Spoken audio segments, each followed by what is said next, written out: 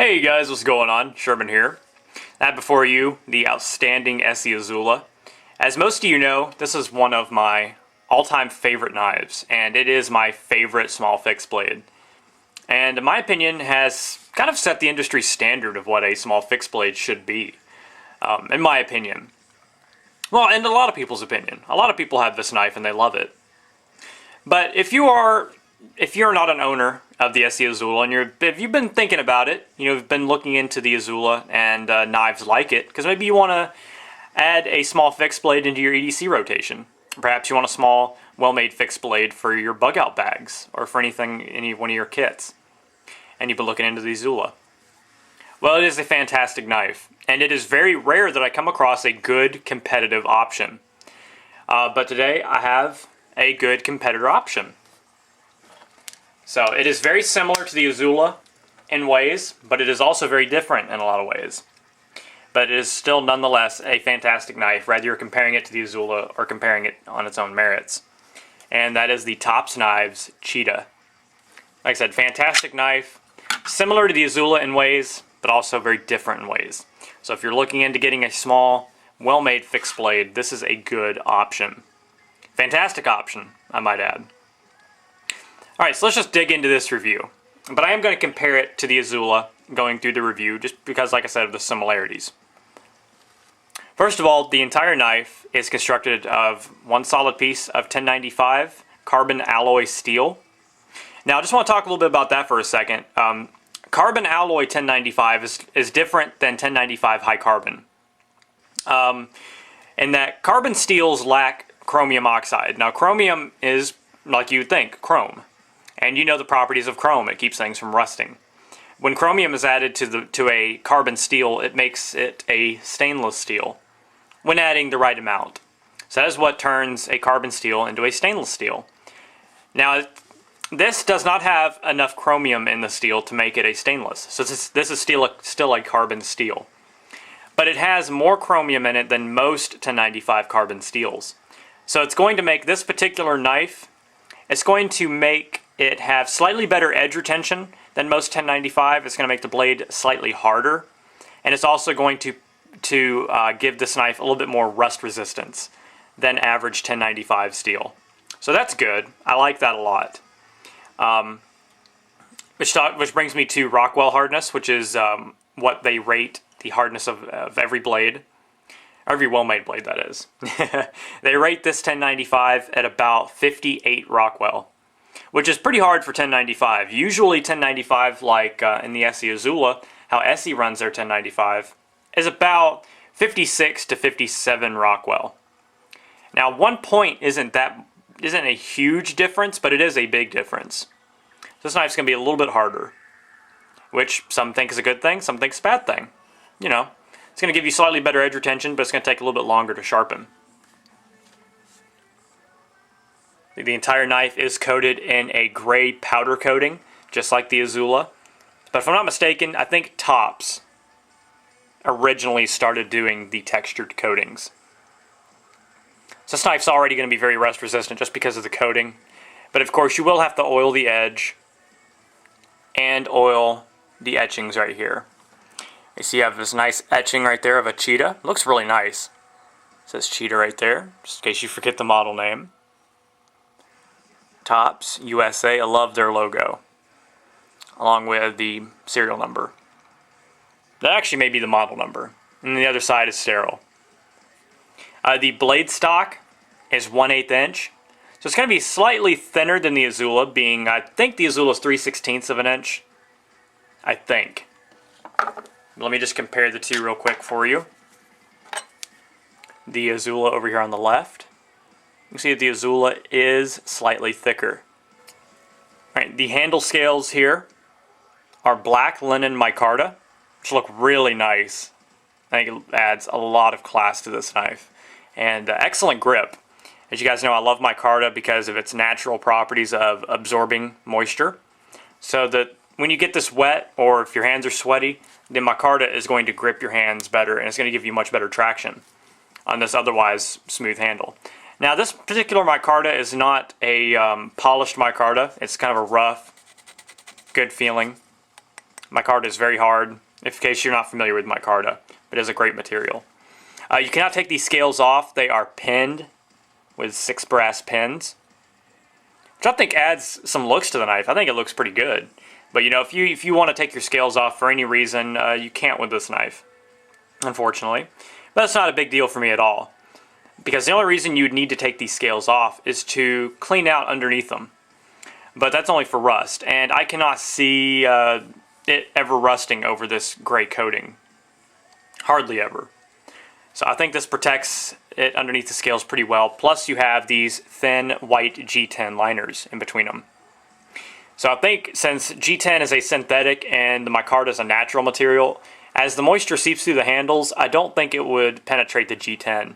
So it should be that extra kind of layer of protection for the handle underneath. So I think that's a good idea. So you should not get any rust under there, so therefore you shouldn't have the need to remove your scales. Plus that would have added some weight and cost to this knife.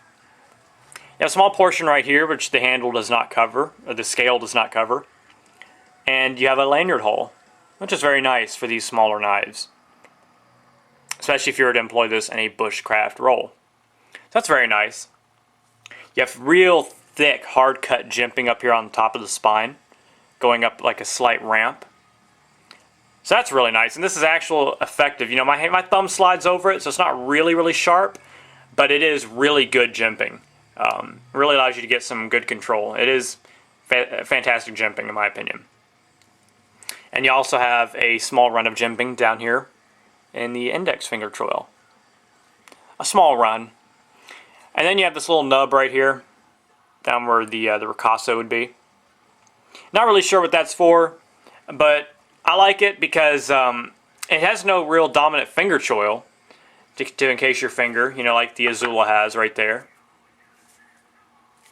So in my opinion, that kind of gives your index finger, it kind of lets you know you're getting close to the cutting edge to back off. You know, if you're cutting and you start to feel that nub dig into your index finger, you know you're getting too close to the edge. So that's kind of good.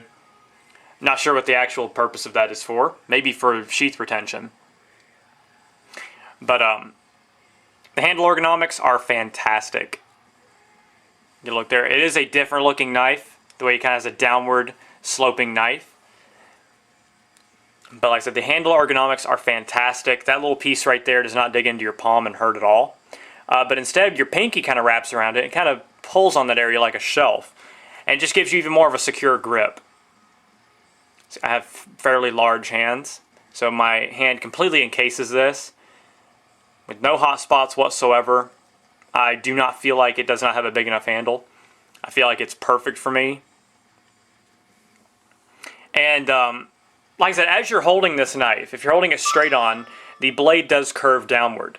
And that's going to really assist in level draw cuts. You know, your knuckles aren't going to get in the way like perhaps with something like the Azula. You know, your knuckles can kind of get in the way of getting the blade on your material if you're trying to make a good level control draw cut. Maybe to cut open a package or something like that, or trying to cut a piece of material. You know, if you're trying to score a piece of material, such as if you do Kydex work or leather work, and you're trying to cut a piece of material, your knuckles are able to, it's kind of going to be kind of hard to demonstrate on this level, but let's see if I can do it on my hand. Your knuckles are going to be able to be pressed into the material at the same time as your cutting edge. So that allows you to place your knuckles on the material along with your blade and do an even and level draw cut. So that's very good. I really like that design feature. Like I said, it just keeps your knuckles out of the way, which is an issue with a lot of knives. You know, your knuckles get in the way, and it doesn't allow you to cut very effectively. Sometimes you have to angle your hand way down to use the tip, but not with this knife. So the ergonomics are fantastic. No sharp edges. The entire handle is nicely beveled all the way around, so no hot spots whatsoever. And you can see the micarta already starting to absorb the moisture in my hands. That's very nice. The blade length is 3 1/4 inch long, which is going to get under a lot of states' knife laws, which is good. The cutting edge is going to be a little bit less than that. It's right around 2 3/4 inch, just because you have a little extra right here. you have that sharpening choil right there. In the ricasso, you have kind of this little bump. The overall length of this knife is 6 3/4 inch long. Blade shape is amazing. You have this kind of modified drop point blade with a very slight swedge up top, and comes down to makes it look like the spine is rounded. It has a very acute tip on that blade, very sharp, which I like that. You have a nice amount of belly, but still you have a good flat area right there. So it is a very nice blade shape in my opinion. Very utilitarian, but also could be tactical if you wish to employ it in that role. Now, the blade is ground to a very, I guess you'd call it a very low saber grind. Meaning that they started really late. That's the original flat of the knife, that's the original stock of steel. They started until about 3/4 of the way down the blade to start the grind towards the cutting edge. Which makes this knife kind of thick behind the cutting edge. I'll get to that in a minute though. The edge bevel was ground to perfection. It came like that from the factory, kind of a nice polish. But I have since sharpened it and stropped it. But it looks really nice. And it is backed up just enough. And it is the exact same on the other end. On the other side, I mean. Just ground to perfection. Tops does a great job with their edges. Which means they lay the cutting bevel back. So it's a lot more gradual. It's going to make it easier to resharpen. And you're generally going to have a sharper edge. So very nice. I like that a lot. Now, as I showed you earlier, this stock of steel is thinner than the SE Azula, but the Azula has a full flat grind. So Azula, again on the left, compare the edges. You can see that even though that the SE is thicker, the Tops Cheetah is thicker behind the cutting edge. Now, what does that mean? Well, that doesn't affect the sharpness of either knife. Both of these knives came hair shaving sharp and can maintain a shaving sharp edge. So thickness behind the edge has absolutely nothing to do with how sharp the knife can get. That just simply means that the SE Azula can slice through material easier. This being slightly thicker, material is going to kind of bind up behind that edge easier. So you're not going to be able to slice through paper as cleanly. Perhaps doing things like food preparation, it might not slice through as easily as something with a full flat grind such as the Azula. But like I said, that has nothing to do with the edge sharpness. This edge came very sharp out of the box, but I have gotten it to a hair shaving sharp edge just like I have the Azula. So don't worry if your knives are slightly thick. They all have a different purpose. So some of you might not like that shape, but I absolutely love the handle shape. Yeah. Fantastic. Very nice edge on that. Let me show you the sheath that this knife comes with. You get a very nice, handmade here in the US, Kydex sheath. Like I said, it's Kydex, it's not the molded plastic. There's a huge difference. You know, Kydex is very hard. And it's a thermo-molded material, so you can reheat this and reshape it, which I like. Anyway, it's a very thick stock of Kydex, which is pretty good. Held together, you have enough holes here to mount anything that you wish to the back. Has a drainage hole on the bottom to drain out fluids. Dirt will pass right through there, and also you can take a can of compressed air, just blow straight down through the opening, and blow all kinds of crud built up in this sheath. But the knife fits in there securely. There is no snap. If you guys like to hear that in your Kydex sheaths, this knife does not have that secure snap, but it is in there. It is not going to fall out. There is absolutely no rattle. I've had no issue whatsoever, so that's good. The knife comes with this steel spring clip for your belt. Very strong, like I showed in my Tops Iraq Jack review. It has a fold over right there to go on your belt. Very secure, and this will fit on any of your gun belts, your web belts, your backpack straps, and of course, you can remove it. You can remove it, tilt it opposite way, make it vertical, mount it any way you wish, or take it off completely and mount a tech lock on there, which I have on my Tops R-Rack jack. So, very nice sheath. I really like it. The only one complaint I have with this is that it doesn't leave you a lot of handle to grab onto. Basically, you have 2 fingers to grab onto, so it's not awful, but it's just a minor complaint that I have. You might want to add a little piece of paracord right there, or a lanyard, to really help you give some extra to hold on to. But, you know, I find if you just grab it even with 2 fingers and just give it a nice firm pull, it'll come out readily. So, very nice sheath. I like that, and I like that it's handmade here in the US. So, what did I pay for this knife? You can get these knives for about $55 to $60. You'll have to shop around. The Azula being about $50, $45 to $50. So, you know, the Tops Cheetah is going to be a little bit more. But think about it. You're getting an actual Kydex sheath, which is a lot more expensive than a plastic sheath. And also, the Azula comes unwrapped, and the Tops comes with micarta scales. So it is justified. The extra $5 to $10 is justified. But both are incredible knives. Let's talk about weight real quick. The Tops Cheetah weighs 3.3 ounces out of the sheath and 5.3 in the sheath. Now, just as a point of reference, the SE Azula weighs 2 ounces. So the Cheetah is going to weigh about 1.3 ounces more. That's not a lot at all, but you can definitely feel a weight difference in these knives. Just because, like I said, even though the SE is thicker, it's full flat grind, so it has less material on that blade than the Tops Cheetah. So, compare them here again. About the exact same length. Almost the same weight. Almost the same price. Now, you guys know what the Azula can excel in. You know, the Xula, that'd be a good nickname for it.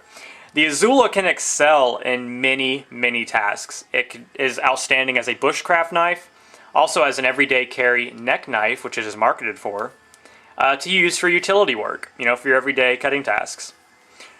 The Tops Knives Cheetah is absolutely the same.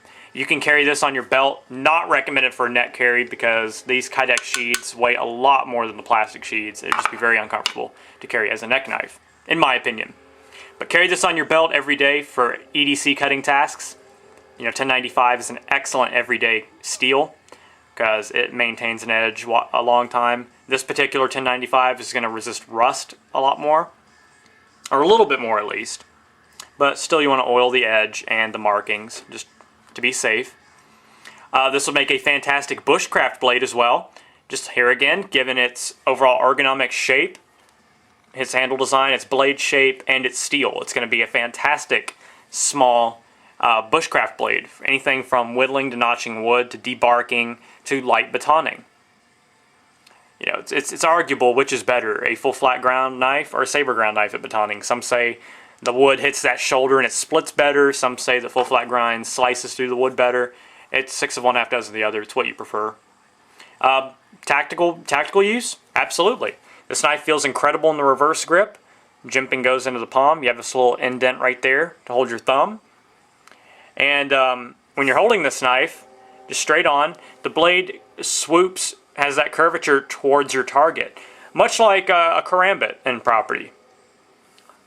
And like I said, with a very acute tip, very nice belly and sharp cutting edge, this can make a fantastic small blade to use in a tactical role. If, God forbid, you ever had to use your knife to defend your life. So, it would make a good tactical blade as well. So with the Azula, you can use any knife for a tactical blade. It just all depends how you use it. But like I said, I think this knife was meant for and can excel in bushcraft use or everyday use. So, just my 2 cents. Fantastic knife. They also have a stainless steel version with a black powder-coated blade and a cord-wrapped handle. They also have a Cheetah XL, which has a larger handle and slightly longer cutting edge. But, like I said, fantastic knife. Definitely look into it, guys. If you're looking into something that's like the Azula but a little bit different, you know, some Some people might like the Azula better, some people might like the Cheetah better. Which do I like better?